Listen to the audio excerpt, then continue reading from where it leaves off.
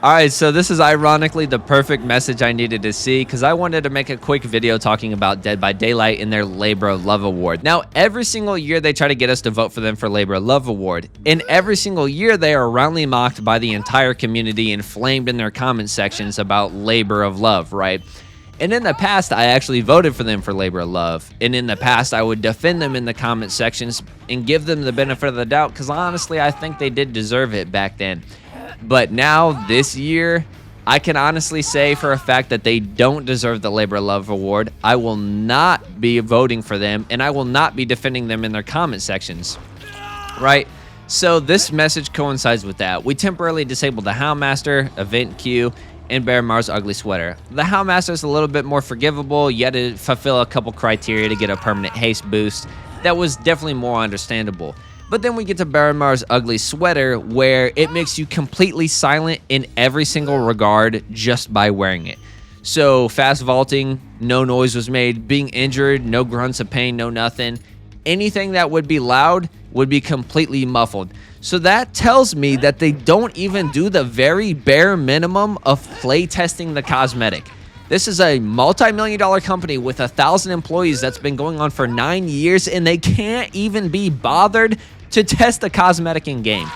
That is honestly infuriating, but it gets worse. We go over here to the Huntress's Mary Lloyd skin, and check this out. So her cosmetic piece releases in pieces, obviously the chest piece being the first, and then the head piece a week later, right? Obviously, the most fun about cosmetics is mixing and matching the cosmetics. So obviously I love her default masks the best, and I gotta put on her default mask, and to my chagrin, it clips through. The chest piece, torso wrap clips through the headpiece.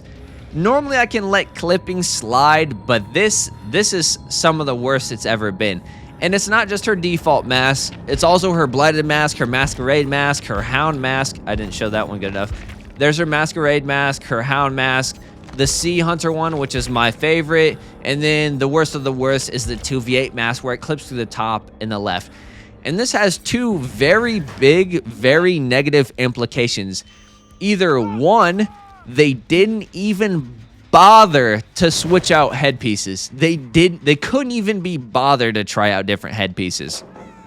Or two, and honestly the worst of all three, is they saw it was clipping and they didn't give a shit and they just pushed it out.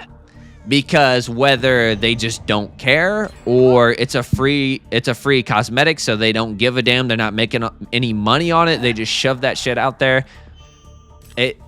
And I think it's the second option because I would hope you would do the very, very, very bare minimum of at least trying different headpieces. The very bare minimum. You can't go any lower in effort than looking at different cosmetic combinations when creating a new cosmetic. You cannot go any lower.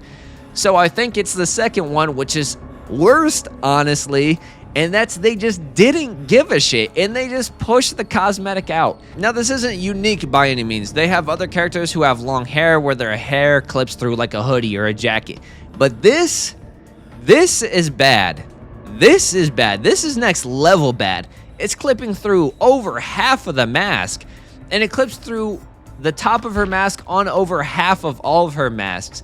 Like, this labor of love is sweating the small stuff. It's caring about the little details. It's doing everything in your power to be proud of your work and to show that you really care. And this is a lack of caring. This is a lack of love. This is a lack of labor. They just don't care, and they just put the cosmetic out because they have a time frame or whatever it is to make. We're not making any money off it. Just shove it out there. Just shove it out there. Who gives a shit? This is kind of just a rant, an unscripted video, but I just seen this and I just had to talk about it because this is just ridiculous. You want us to vote for you for labor of love when you don't give a shit. You can't even sweat the small stuff. Not to mention other reasons on why they don't love it, like the whole entire Houndmaster debacle was an absolute disaster. Over 20 bug fixes for the character after they went live. Over 12 buffs for the character after they went live. Hot fixes, patches, everything. Yeah. I just had a rant about that because this is honestly ridiculous. This is, this isn't an indie company anymore. This isn't a small studio anymore.